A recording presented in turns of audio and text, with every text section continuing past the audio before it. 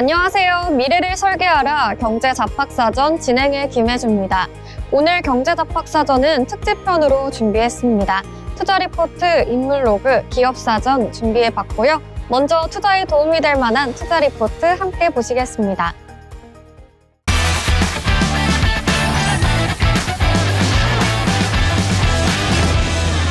오늘 소개해드릴 리포트는요, 유진투자증권에서 발간한 퀵트노믹스, 팝마트와 미니소로 알아보는 IP 활용법입니다.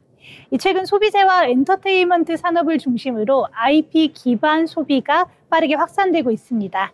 과거에는 캐릭터 소비가 주로 아동에 국한되는 모습이었는데 이제는 전 연령으로 확장이 됐고요.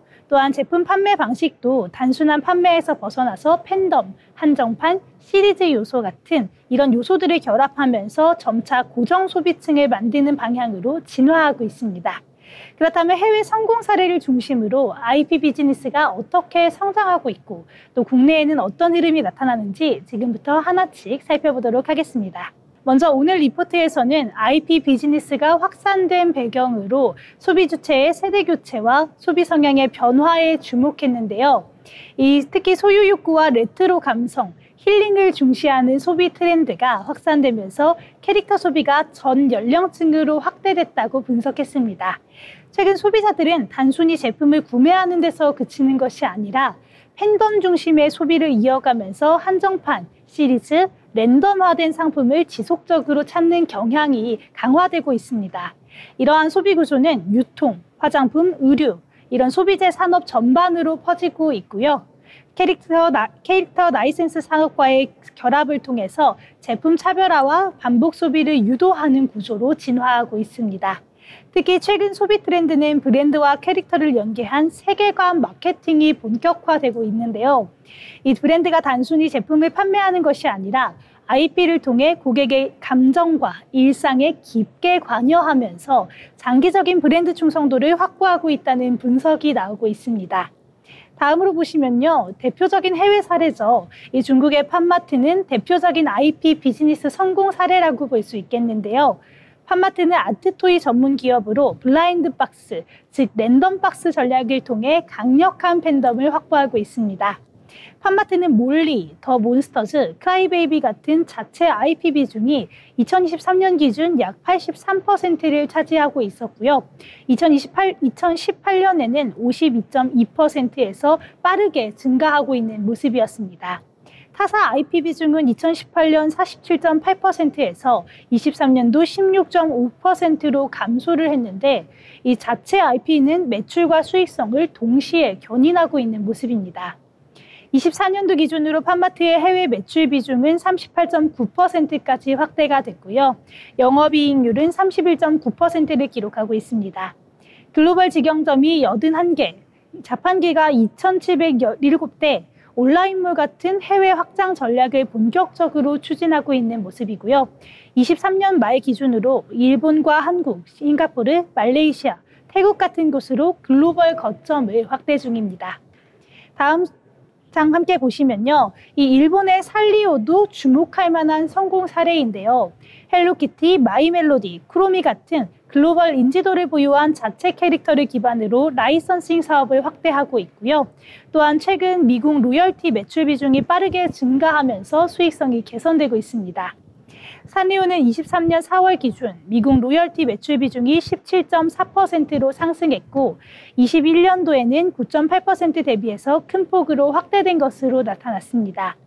24년도에는 헬로키티 50주년을 기념한 대규모 글로벌 이벤트, 캐릭터 IP 확장, 또 넷플릭스 오리지널 애니메이션 제작 같은 것을 통해서 지속적으로 콘텐츠 확장을 진행 중이라고 하고요.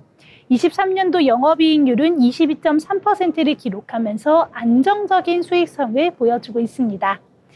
글로벌 IP 비즈니스 확대와 함께 ROE 역시 20%를 넘어서면서 투자 매력도가 부각되고 있습니다.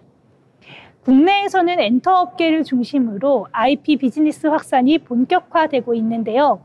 하이브, YG엔터, JYP, SM 같은 주요 엔터사들은 아티스트를 공식 캐릭터로 개발하고 한정판 굿즈, 팝업 스토어, MD 상품 판매를 통해 IP 기반 매출을 지속적으로 확대하고 있습니다.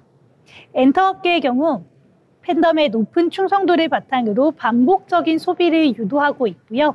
특히 하이브는 글로벌 팬 플랫폼 위버스를 통해서 이 아티스트 IP와 MD 상품의 연계를 강화하면서 안정적인 고정 매출 구조를 인도하고 있습니다. 이 IP 상품은 온라인 판매뿐만 아니라 오프라인 전시, 공간 연계 사업으로도 확장되고 있다고 볼 수 있겠습니다. 소비자 업계 역시 IP 비즈니스 확대에 적극적인 상황인데요. 유통업체들은 매장을 브랜드와 캐릭터를 결합한 스토리텔링 공간으로 진화시키고 있고, 화장품, 패션 업계는 캐릭터와 IP 콜라보를 통해서 브랜드 차별화에 집중하고 있습니다.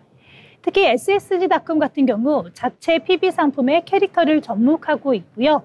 또한 롯데홀은 다양한 캐릭터 MD 기획전을 진행하는 등 유통 채널별 IP 결합이 활발하게 진행 중입니다. 자사 PB 브랜드의 IP를 연계해서 수익성과 고객 리텐션을 동시에 강화하는 전략이 국내 소비자 업계의 핵심 과제로 부상하고 있는 상황입니다. 오늘 리포트에서는 IP 비즈니스 확산에서 가장 중요한 투자 포인트로 보유한 IP의 경쟁력을 강조했습니다.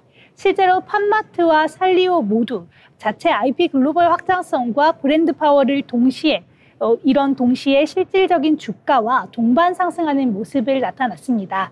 국내 엔터사 역시 아티스트 IP 경쟁력과 라이선싱 확대에 따라서 기업 실적 차별화가 나타나고 있는 상황입니다.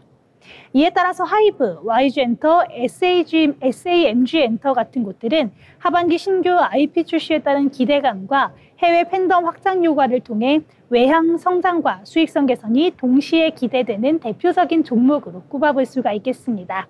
오늘 이렇게 IP 비즈니스 엔터 소비재로 확장되는 흐름을 함께 알아봤는데요. 오늘 주요 산업 흐름과 투자 포인트를 함께 상세하게 살펴봤습니다. 소비 트렌드가 빠르게 진화하고 있는 만큼 보유하고 있는 IP의 경쟁력이 실적과 기업 가치에 직접적으로 연결되는 구조가 점점 강화되고 있습니다. 오늘 리포트 참고하셔서 관련 업종과 또 투자 전략들을 다시 한번 점검해 보시길 바라겠습니다. 지금까지 투자 리포트 전해드렸습니다.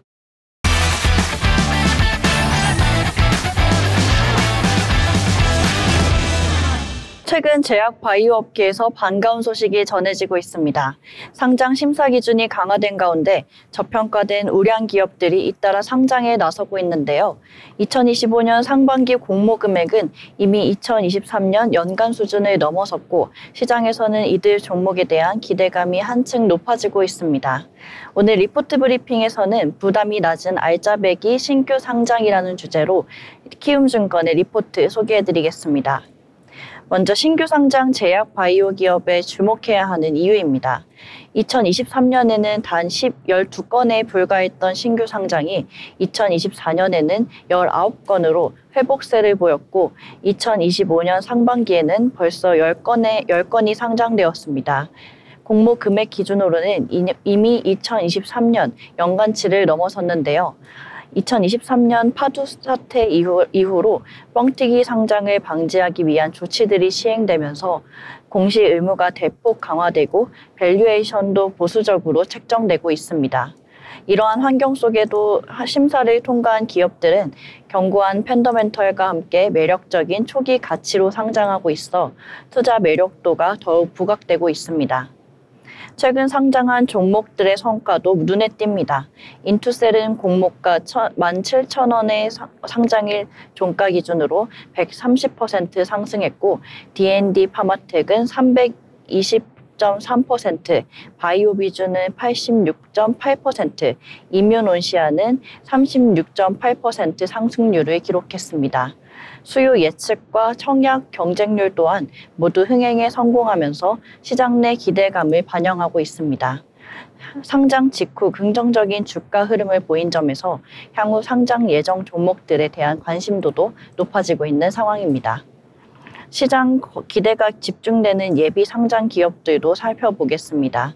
뉴로핏은 AI 기반 뇌 영상 분석 기술을 보유한 기업으로 글로벌 제약사 로슈와 릴리와의 협업을 진행 중이며 공모 예상 시가총액은 1,309억 원에서 1,607억 원 수준입니다. G2G 바이오는 약효가 한 달간 지속되는 서방형 주사제를 개발하고 있으며 베링거 인겔하임과의 협력을 통해 주목받고 있습니다. 공모 예상 시가총액은 2,683억 원에서 3,242억 원입니다. 알지노믹스는 RNA 편집 기술 기반의 유전자 치료제를 개발 중이며 13억 달러 규모의 기술 이전을 완료한 실적도 보유하고 있습니다. 이처럼 상장 심사 통과 기업들은 글로벌 협업 및 기술력 기반으로 높은 성장 가능성을 기대할 수 있습니다. 마지막으로 투자 전략입니다. 현재는 상장 심사 기준 강화로 인해 저평가된 우량 기업들이 상장 초기에 시장에 진입하는 흐름을 보이고 있습니다. 수요 예측 시점부터 관심 종목을 모니터링하고 상장 초기에 저점 매수를 노리는 전략이 유효합니다. 인투셀과 D&D 파마텍처럼 상장 후 빠르게 주가가 반등하는 사례가 반복된다면 향후 상장을 앞둔 뉴로핏, G2G 바이오, 알지노믹스 등도 초기 진입 기회로서 충분한 투자 매력을 가질 수 있습니다. 지금까지 투자 리포트였습니다.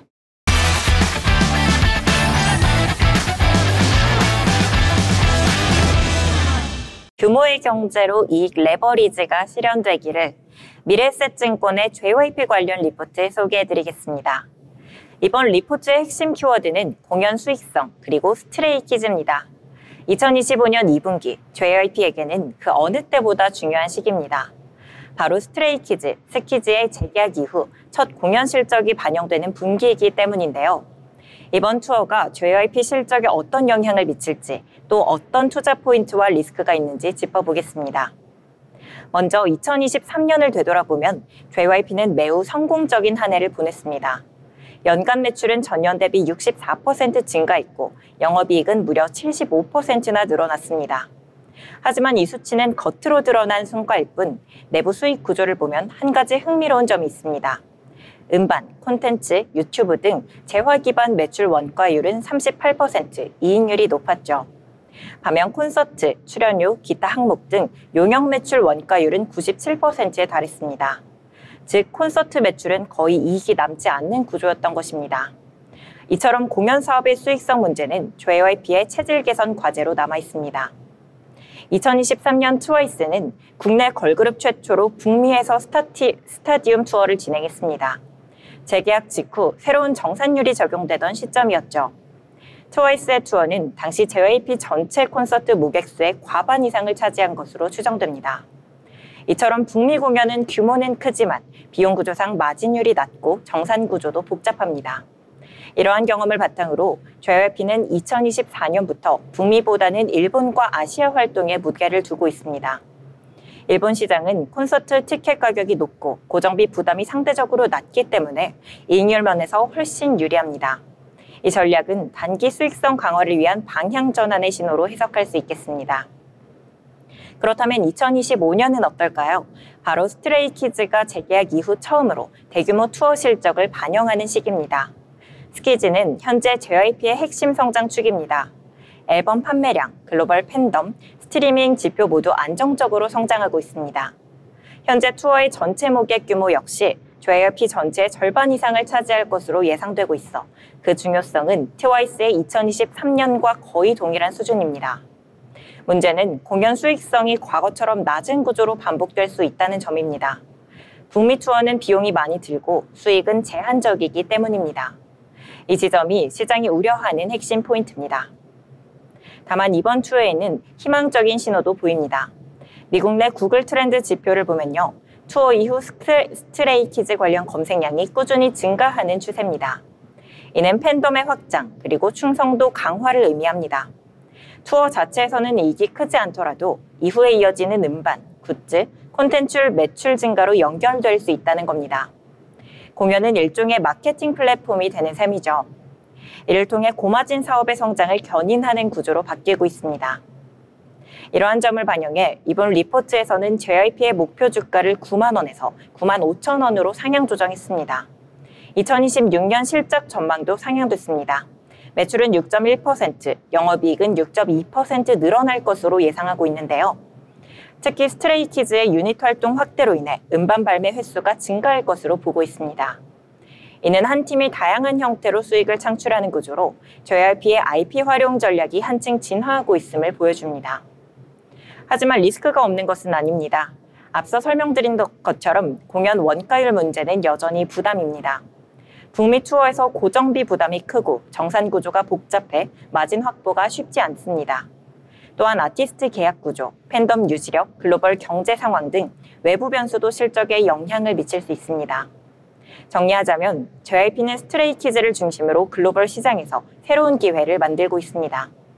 2025년 2분기 실적은 단순한 실적을 넘어 JYP의 전략이 성공하고 있는지를 가늠할 분기점이 될 것입니다. 투자자들의 입장에서는 공연 수익성만 볼 것이 아니라 이 공연에 만들어낸 장기적인 IP 확장과 고마진 매출 증가로 이어지는 구조를 함께 보시는 것이 중요하겠습니다. 이상 리포트 브리핑이었습니다.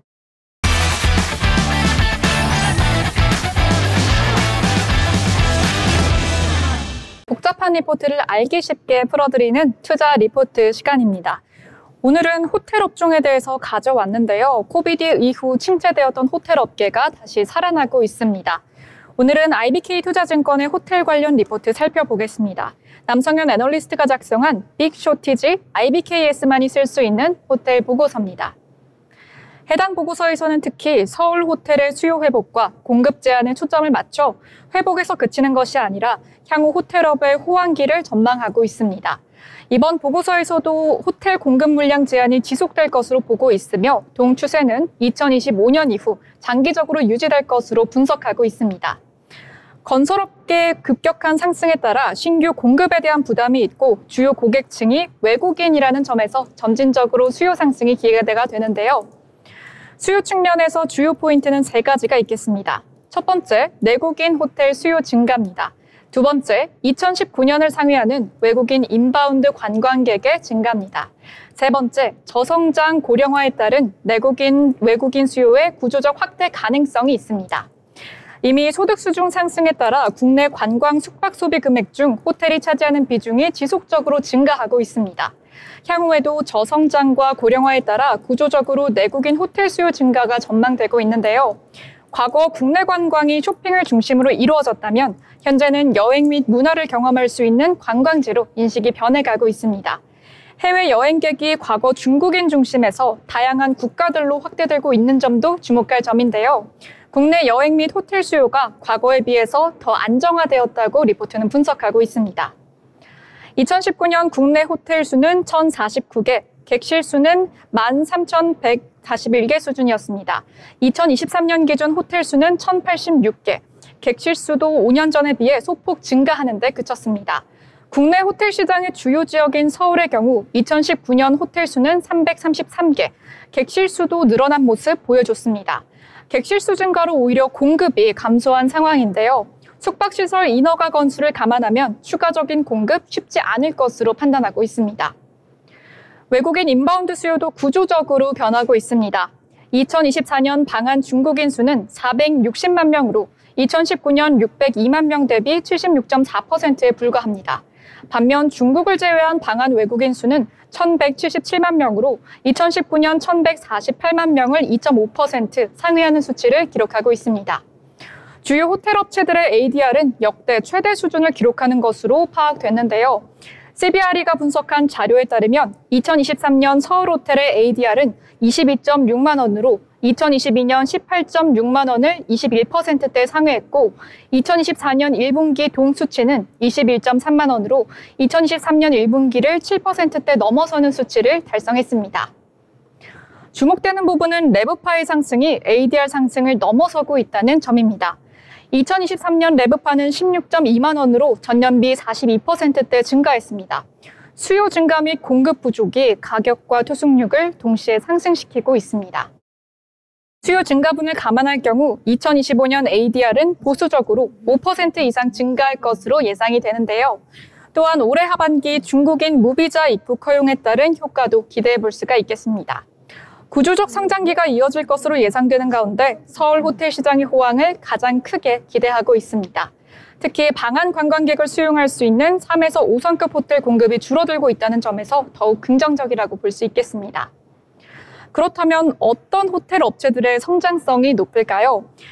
크게 3가지의 조건을 충족한 업체에 주목할 것을 권고하고 있습니다. 첫 번째, 서울 비중이 높고 두 번째, 3에서 4성급 호텔 비중이 높으면서 마지막으로 파이프라인 확장 계획을 가지고 있는 업체가 되겠습니다. 이 중 가장 중요한 사항으로는 파이프라인 확장 계획의 여부인데요. 이어서 추천 종목 함께 보시겠습니다. 호텔 신라는 메인 비즈니스 모델로 피보팅하고 있다라고 분석했는데요. 신라스테이나 신라모노그램 같은 멀티 브랜드로 호텔 브랜드를 확장하며 다양한 수요층을 확보하고 있습니다. 이에 따라 국내 호텔 업체 중 파이프라인 확장이 가장 빠르다고 볼 수 있겠습니다.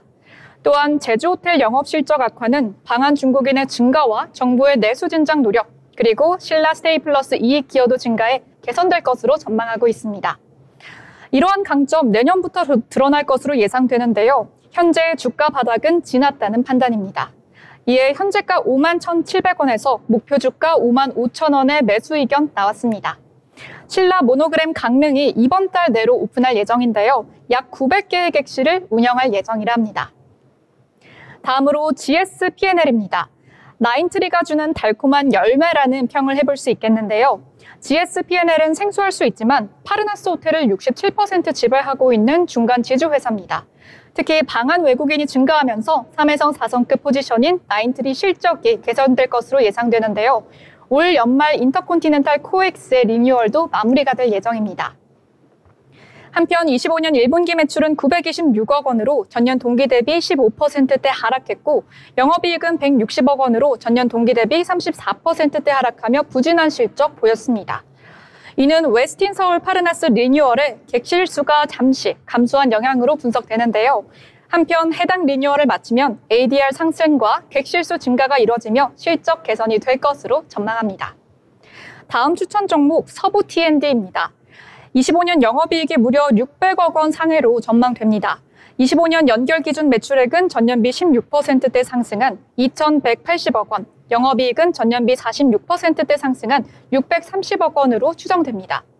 이러한 실적은 역대 최고 수준으로 기록되는데요. 3, 4성급 호텔을 많이 가지고 있고 광화문 D타워 운영 수익도 가지고 있습니다. 더불어 하반기 재난지원금 편성에 따른 스퀘어원 실적 상장 가능성이 높기 때문입니다. 더불어 중국인 무비자 입국 허용 시 단체 투숙객을 유치할 캐파를 가지고 있습니다. 예정된 파이프라인도 5성급 위주라는 점에서 수요 증가에 따른 효과는 가장 높을 것으로 기대됩니다. 해당 기업은 서울 드래곤시티, 인천과 송도에 있는 스퀘어원 복합 쇼핑몰을 가지고 있습니다. 신사업으로는 양천구에 물류창고와 쇼핑몰, 그리고 아파트가 포함된 도시첨단 물류 복합단지를 계획하고 있습니다. 네, 이렇게 호텔 산업에 대한 얘기를 나눠봤는데요. 정리하면 다양한 파이프라인을 가진 호텔 기업들이 방한 외국인 및 재난지원금의 수혜를 입을 것으로 보입니다. 이름만 들으면 다 아는 호텔들인데 그룹 기업명은 좀 생소한 곳들도 있었습니다. 호텔 관련주 투자하실 때 참고해보시면 좋겠습니다. 오늘 내용이 유익한 인사이트가 되셨길 바라며 지금까지 투자 리포트 시간이었습니다.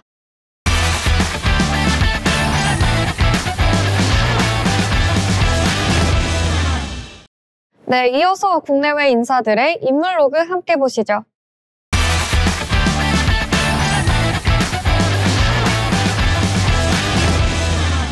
네, 오늘 소개할 인물은요. 애경그룹의 성장을 이끌고 국내 1호 여성 CEO인 장영신 회장입니다. 장영신 회장은 1936년 서울에서 태어나 경기여고를 졸업한 뒤 미국 필라델피아의 체스넛 힐 대학에서 화학을 전공했습니다. 이후 평범한 가정주부로 지내던 그녀는 1970년 남편이자 애경그룹 창업자였던 칠몽인 회장이 갑작스럽게 별세하면서 경영 일선에 오르게 됩니다. 그때가 막내 아들을 낳은 지 단 3일째 되는 날이라고 하는데요. 남편의 부재라는 무거운 짐과 함께 석유 파동과 외환위기 등 갖가지 시련을 겪기도 했습니다. 훗날 장 회장은 이 시기를 두고 경영에 대한 자신감은 없었지만 남편의 유업을 지키고 아이들을 잘 키워야 한다는 주부의 마음뿐이었다고 회고한 적이 있습니다. 여성에 대한 차별이 심했던 당시 주변의 따가운 시선과 무시를 피할 수는 없었는데요. 심지어 회사 내 간부들은 그녀를 오너로 인정하지 않았다고 합니다. 하지만 장영신 회장은 생활용품을 정비하면서 큰 승부수를 던졌는데요. 세제, 치약, 샴푸, 화장품 등 가정용품 시장을 중심으로 점진적 성장을 이끌었습니다. 장 회장은 기업은 항상 외부 변수에 노출돼 있다며 좋을 때 대비하고 어려울 때 침착하게 버티는 힘이 결국 회사를 지켜낸다고 강조해왔습니다. 그 결과로 90년대 후반부터는 유통사업에 진출해 애경백화점 그리고 AK플라자 등을 출범시켰고요. 2005년에는 저비용 항공사 제주항공을 설립하며 항공산업으로도 확장했습니다. 1993년 애경그룹 회장에 오른 장영신 회장은 제조, 유통, 항공을 아우르는 종합생활문화기업으로 애경을 키워냈는데요. 애경산업은 한때 적자에 시달렸던 화장품 사업을 정비해 에이지2애니스 같은 브랜드를 중심으로 2019년에는 영업이익 500억 원대를 기록하며 성장세를 입증했습니다. 또 제주항공은 코로나19 이전까지 매년 10% 이상의 성장률을 보이며 국내 LCC 업계 1위를 차지하기도 했는데요. 또 여기서 경제계 활동도 활발했습니다. 1997년에는 한국여성경제인협회 초대 회장을 맡아 여성경제인의 권익 확대에도 힘을 썼고요. 전국경제인연합회 부회장직을 역임받으면서 경제계 리더로서 입지를 다졌습니다. 2000년에는 제16대 국회의원 선거에 출마해 서울 구로 을지역에서 당선됐었는데요. 하지만 이듬해 선거법 위반으로 의원직을 내려놓게 됩니다. 장 회장은 경영자로서 지속 가능성과 내실 중심 성장을 강조해 왔습니다. 또한 교육과 기술에 대한 중요성도 꾸준히 강조해 왔는데요. 카이스트에는 총 30억 원을 기부하며 이공계 인재 양성에 힘을 보탰고요. 자신의 이름을 딴 장영신 AI 교육관도 설립됐습니다. 또한 애경복지재단을 통해 사회복지 장학재단에도 꾸준히 참여하고 있습니다. 하지만 위기도 있었죠. 2010년대 초반 가습기 살균제 사태로 인해서 애경산업이 제조 판매에 관여한 사실이 드러났었고요. 2019년에는 장 회장은 피해자와 유가족에게 공식적으로 사과했었습니다.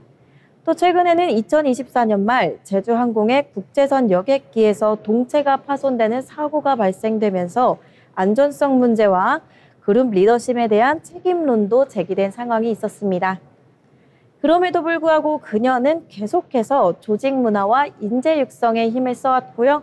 가정주부에서 기업 총수라는 드라마틱한 행보를 통해서 한국 여성 경제인에게 하나의 이정표를 남겼습니다.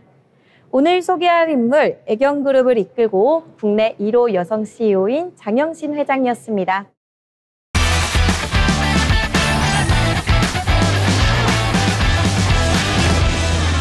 오늘의 인물로그도 흥미로운 인물로 가져왔습니다. 졸업 후 골드만삭스를 거쳐 헤지펀드까지 운영한 남자가 있습니다. 하지만 그를 투자자들이 기억하는 이유는 화려한 이력 때문만은 아닌데요. 바로 미국에서 가장 유명한 증시 해설자 중 한 명으로 거듭났기 때문입니다. 오늘의 인물로그 짐 크레이머입니다.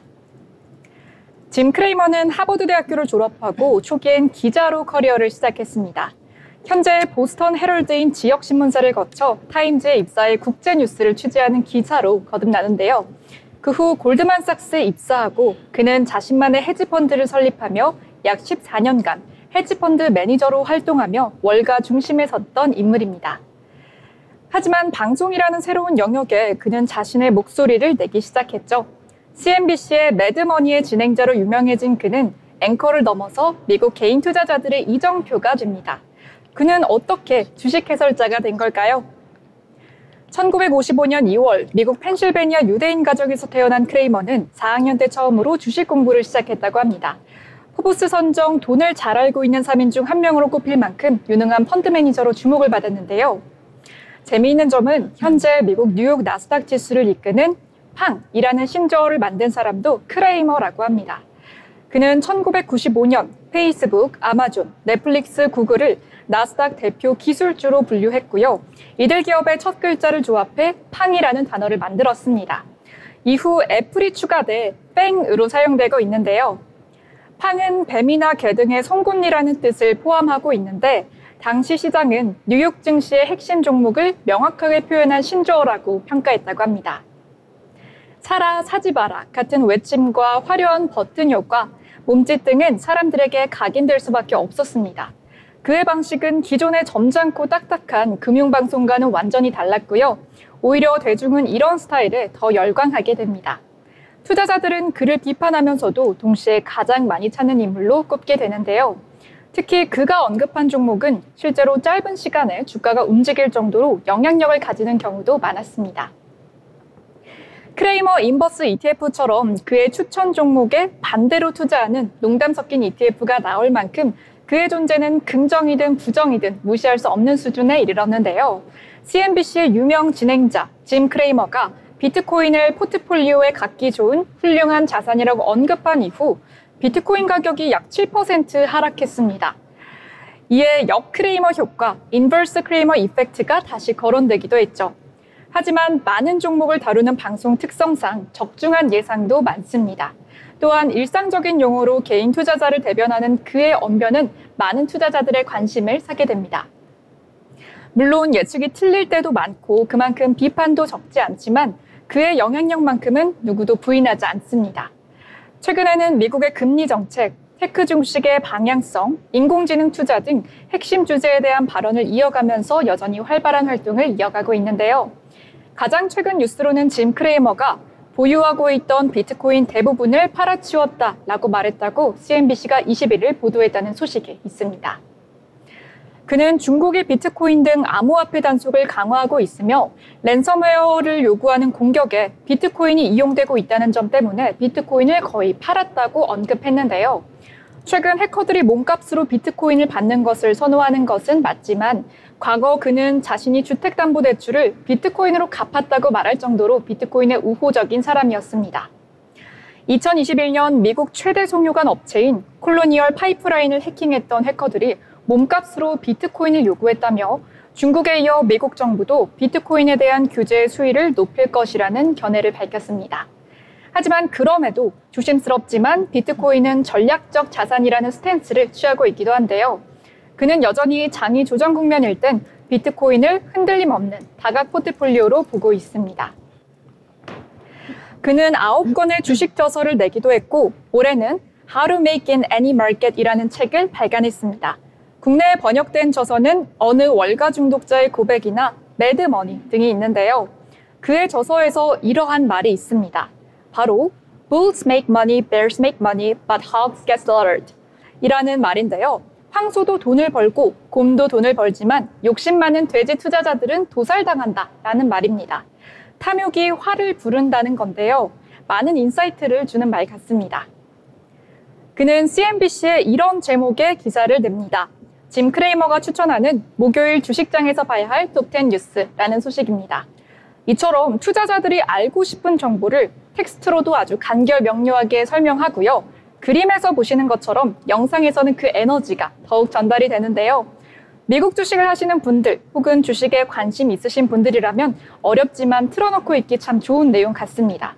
숫자 너머의 견해와 리액션이 궁금하신 분들에게 꼭 추천드리고 싶은 방송입니다.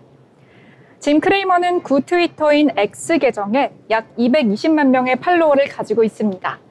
이처럼 해외 투자 전문가와 함께하는 방송을 보면 현지 시장의 분위기도 더 잘 느낄 수 있는 것 같은데요.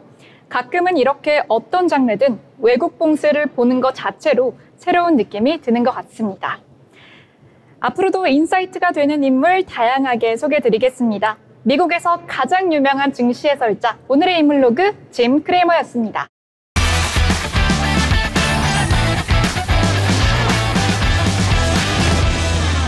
인물로그 시간입니다. 사실 한국에서는 많이 보이지 않지만 세계 각국에서는 자주 보이는 HSBC 은행의 전 CEO 노엘 퀸입니다.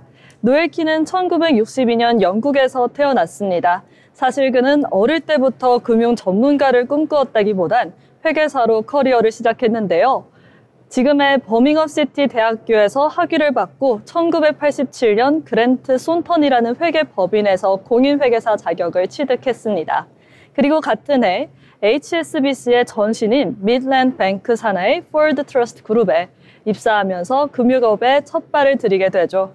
그 뒤로는 줄곧 HSBC 계열사와 함께 걸어온 삶이었습니다.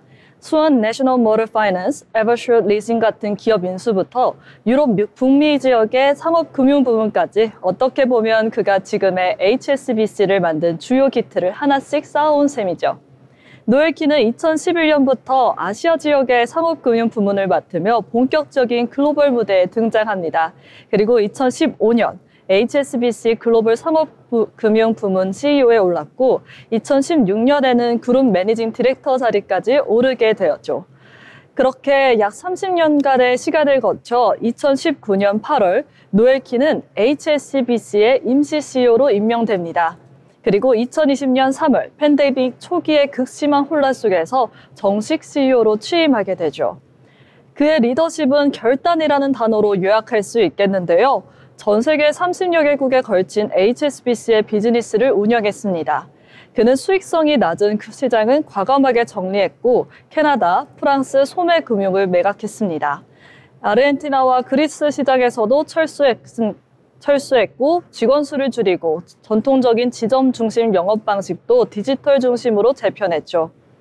그 결과 HSBC는 다시 아시아 중심 은행으로의 정체성을 강화해 나갑니다. 노엘 키는 또 하나 중요한 이정표를 남깁니다. 2020년 그는 HSBC의 넷제로 전환 로드맵을 전 세계에 공개했는데요. 2030년까지 은행 운영과 공급망을 넷제로로 전환하고 2050년까지는 고객들에게 제공하는 금융 포트폴리오 전반을 탄소 중립적으로 만들겠다는 목표였습니다. 노엘 키는 이렇게 말했습니다.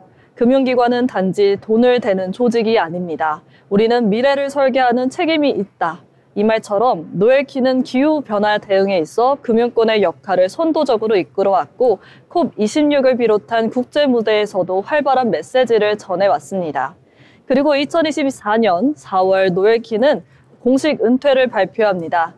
지난 5년은 내가 경험한 그 어떤 시기보다 강도 높고 의미 있는 시간이었고 이제는 개인적인 삶과 일 사이의 균형을 찾고자 합니다. 라며 노엘 키는 퇴임 소감을 밝혔습니다.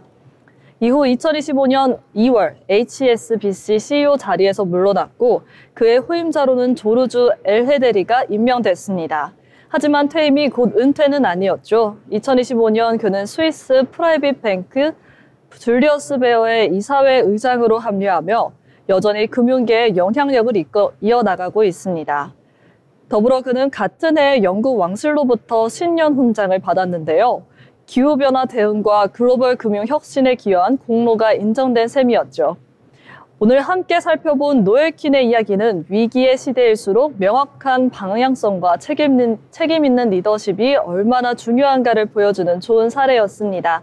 그는 단지 구조조정을 잘한 CEO가 아니라 금융이 가야 할 방향을 지속가능성으로 돌려놓은 인물이었죠. 오늘은 노엘 킨이 퇴임하면서 남긴 말로 오늘 방송 마무리하도록 하겠습니다. 우리의 고객이 바뀌고 있고 세상이 바뀌고 있다면 은행 역시 바뀌어야 한다. 다음 이 시간에도 또 한 명의 시대를 바꾼 경제인을 소개해드리겠습니다. 지금까지 노엘 킨이었습니다.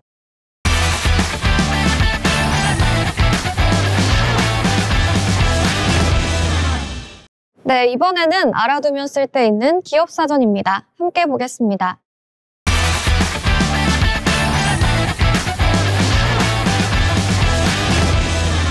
오늘 함께 살펴볼 기업은요, 이미 많은 분들이 알고 계실 텐데요. 단순한 OTT를 넘어 라이브, 광고, 컨텐츠까지 설립한 넷플릭스입니다. 넷플릭스는 1998년 팀 버튼의 영화 비틀주스를 시작으로 DVD를 우편으로 대여해주는 서비스를 출발했는데요. DVD 대여 서비스가 절정에 달했던 2010년, 해당 서비스 가입자는 약 2천만 명에 달하며 세간의 관심을 받았습니다. 넷플릭스가 DVD를 담아 보냈던 빨간색 봉투는 지금까지 넷플릭스의 상징으로 여겨지고 있는데요. 그러나 요즘같이 5G 같은 빠른 인터넷 기술이 도입되면서 더 많은 사람들이 DVD가 우편으로 도착할 때까지 기다리는 것보다는 스트리밍 서비스를 더 선호하기 시작했고요. 이후 52억 개 이상의 우편 배송을 끝으로 2023년, 25년 만에 서비스를 중단했습니다. 방금 말씀드린 DVD 대여 서비스의 성공을 기반으로 넷플릭스는 2007년 스트리밍 시장에 진출하며 글로벌 콘텐츠 플랫폼의 여정을 본격적으로 시작했습니다. 그리고 현재는 무려 190개국 이상에서 3억 명에 가까운 유료 회원을 확보한 글로벌 최대의 스트리밍 플랫폼이 됐는데요. 넷플릭스의 2024년 실적을 살펴보면 정말 인상적입니다. 매출액이 390억 달러를 기록하며 전년 대비 15.6% 증가했고요. 영업이익은 무려 49.8% 급증한 104.2억 달러를 달성했습니다. 순이익 역시 87.1억 달러로 61.1%나 증가했는데요. 특히 여기서 주목할 만한 점은 주당 순이익입니다. 희석 기준을 19.83달러를 기록하며 전년 대비 큰 폭의 상승세를 보여줬는데요. 이는 넷플릭스의 수익성이 빠르게 개선되고 있다는 신호로 판단될 수 있겠습니다. 넷플릭스 하면 가장 먼저 떠오르는 건 뭘까요? 저는 오리지널 콘텐츠의 강자, 그리고 다양한 요금제와 라이브 콘텐츠가 떠오르는데요. 특히 최근에는 광고 기반 요금제와 함께 스포츠와 예능 콘텐츠도 라이브로 선보이기 시작했습니다. 작년 크리스마스에는 미국 프로풋볼 최고 인기 경기인 NFL을 넷플릭스에서 생중계하면서 한 경기당 2,400만 명이 넘는 시청자를 끌어모았고요. 앞으로도 월드 레슬링 엔터테인먼트 WWE 같은 다양한 인기 스포츠를 생중계할 예정입니다. 이처럼 계속해서 넷플릭스는 가입자들의 볼거리를 넓히고 있는데요. 그렇다면 넷플릭스는 지금 어떤 방향으로 진화하고 있을까요? 먼저 광고 기반 요금제가 눈에 띕니다. 기존에는 오직 유료 구독자만 있었지만 광고를 포함한 저가 요금제를 새롭게 도입하면서 더 넓은 고객층을 유입시켰고요. 그 결과로 광고 매출은 전년 대비 2배 이상 늘었습니다. 올해도 마찬가지로 역시 2배 이상 성장할 것으로 전망되고 있습니다. 그리고 또 하나 글로벌 전략도 계속해서 강화되고 있는데요. 최근에 개봉한 오징어 게임처럼 각국의 오리지널 콘텐츠를 지속적으로 제작하고 있고요. 미국과 캐나다를 비롯한 일부 국가에서는 요금제를 점진적으로 인상하며 단가를 높이고 있다고 합니다. 넷플릭스는 이런 전략을 통해 2025년 전체 매출을 435억 달러에서 445억 달러 수준으로 끌어올리겠다는 목표를 제시하고 있습니다. 자, 그럼 실적 흐름도 함께 살펴볼까요? 가장 인상적인 건 가입자 순종인데요. 1,890만 명이 늘면서 2024년 4분기 기준 역대 최다 가입자 증가폭을 기록했습니다. 이에 따라 넷플릭스는 2025년부터는 분기별 가입자 수를 별도로 발표하지 않겠다고 발표했는데요. 이제는 숫자 경쟁보다는 콘텐츠 경쟁력에 더 집중하겠다는 뜻으로 보입니다. 물론 여기서 주의할 점도 있습니다. 기존보다 요금제가 점점 오르고 있다는 점, 그리고 경쟁사들의 콘텐츠 강화로 인해 이탈률이 다시 높아질 가능성도 보이는데요.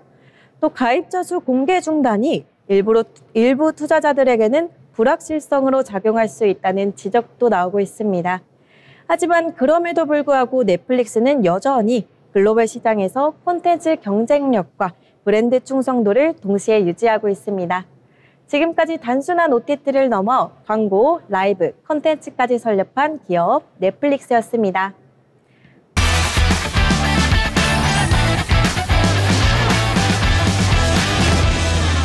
오늘의 기업 사전입니다.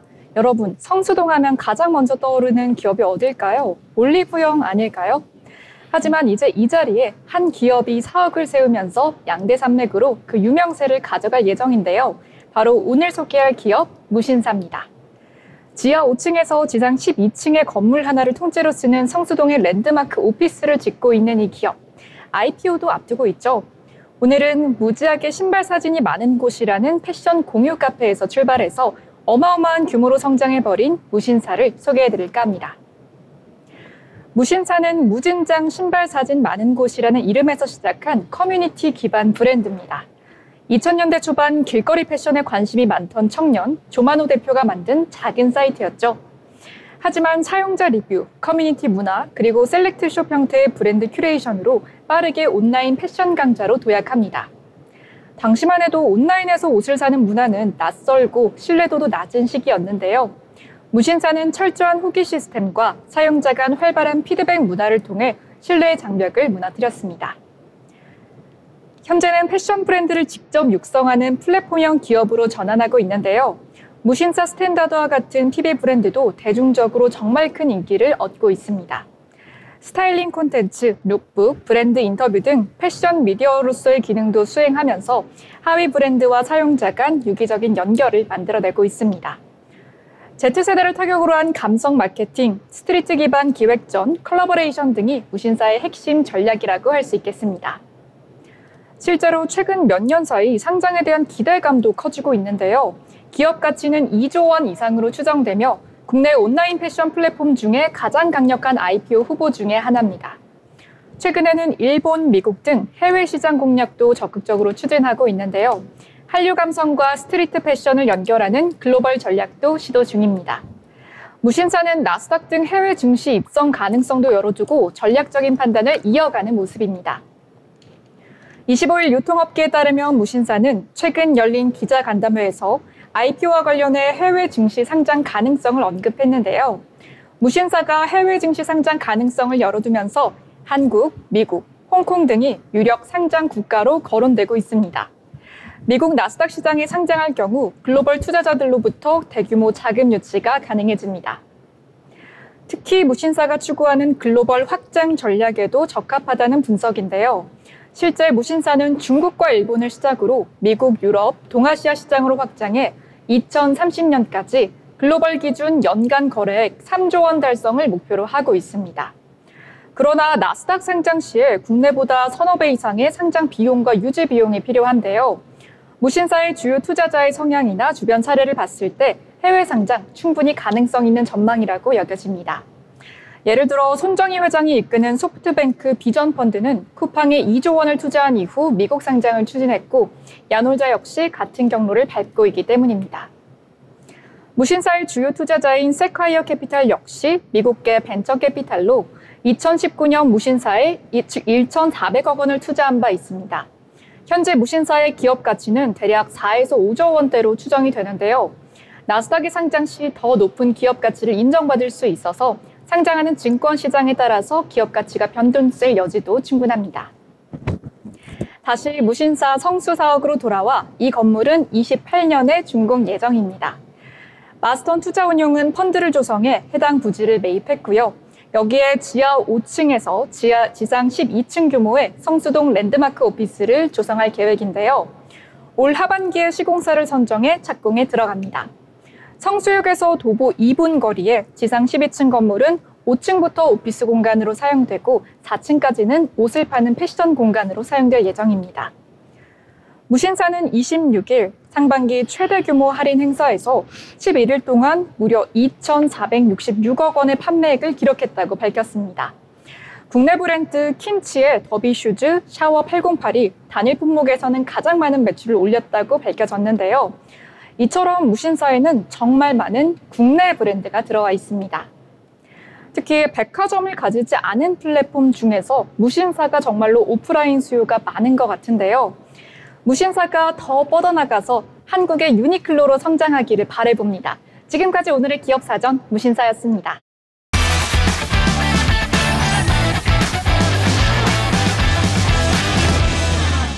네, 이렇게 오늘 경제잡학사전 특집편으로 함께했습니다. 시청해주신 여러분 고맙습니다.